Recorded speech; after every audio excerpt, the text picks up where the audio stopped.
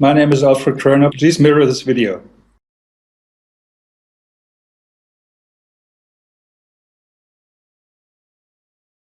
Thinking of many of these questions and thinking where Muhammad came from, he was after all a Bedouin.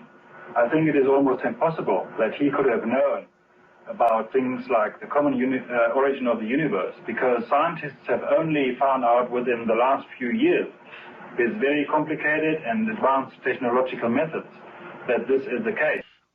Somebody who did not know something about nuclear physics 1400 years ago could not, I think, be in a position to find out from his own mind, for instance, that the earth and the heavens had the same origin, or many other of the questions that we have discussed here. The time now is 18:25 and 9 seconds now. Okay, thank you very much for joining me. Would you mind stating your name and occupation, please? My name is Alfred Corona. I'm at the University of Mainz in West Germany, and I'm a retired professor of geology. Now, under UK law, I must inform you that this communication is being recorded. Do I have your permission to make these contents public? Sure. Thank you very much. Now, I'm just going to ask you a few short questions.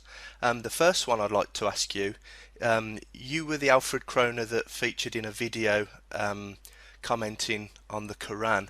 This was back in the late 70s or early 80s. Can I ask, what circumstances led to you attending this conference? Well, there are no special circumstances. This was a professional conference where many foreigners and Arab people were meeting, because it was the first time that a major research project had been undertaken in Saudi Arabia. And the University of Jeddah, that means King Abdulaziz University, actually conducted this conference because many of the lecturers and senior students of that university had actually graduated from Britain or other Western European countries, and therefore wanted to show off their results. Okay, so was it specifically a conference about the Quran and religion, or was it a conference about something else? Had nothing to do whatsoever with religion. It was purely a professional conference on geology. Not a single word was talked about religion or Quran or anything. Okay. What were the circumstances which led you to being presented with religious text and then being asked to comment on it? Well, during the conference, there was an interview in Saudi TV organized by the then vice president of that particular university. And there were about 5 or 6, I can't remember so well, professors from various European and North American universities that attended this TV interview. And it was there for the first time that we were confronted with these questions. To what extent the Quran was compatible with present-day thinking in earth sciences. Okay. Your comments were later used to suggest that you thought the Quran contained information which could not have been known by humans at the time without divine revelation. Do you think that this accurately reflects your opinion at the time? Well, that was not at all the purpose and the discussion that we had. The discussion was, they were reading us certain verses from the Quran, and then they would say, is this compatible with present-day scientific knowledge? In some cases we said yes, because always is. In almost every religion there's always something that is compatible. And in other cases we say no. So there was never the question whether there was any divine circumstances or anything in this interview.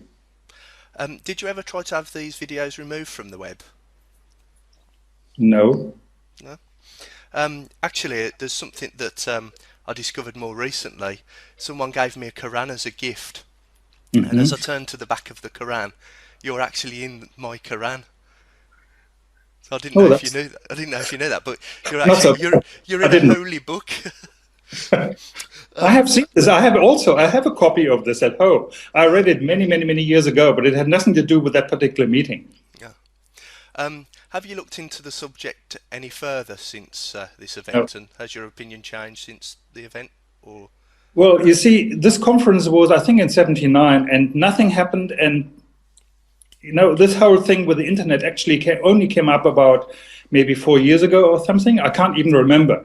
And then somebody sent me a message on the internet, and I replied and said, "Oh, I'm very surprised, but this is not how it was," and so on. And then continuously more messages came. And then I talked to people in my department. We have a geography department where there are two people who are really speaking Arabic, and they're Arabists, as you would call them, and they really know the Arab world extremely well. And I told them about this, and I said, "Look, there's nothing you can do. You just have to live with this, leave it alone, because we can't advise you to do anything.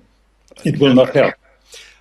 Finally, may I ask, did you become a Muslim as a result of this event? No, I've never been a Muslim before. I've never been a Muslim afterwards. Okay. And finally, to wrap up, could you confirm, are the opinions that you've stated in this video interview your own?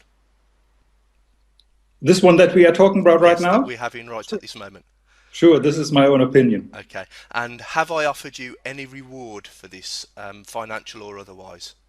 No, not yet. I won't be offering you anything either. Okay, well, thank you very much, Alfred, for agreeing to do this interview, and I will try to make sure that as many people mirror this video as possible. Sure. The time now is 18:30 and 39 seconds now.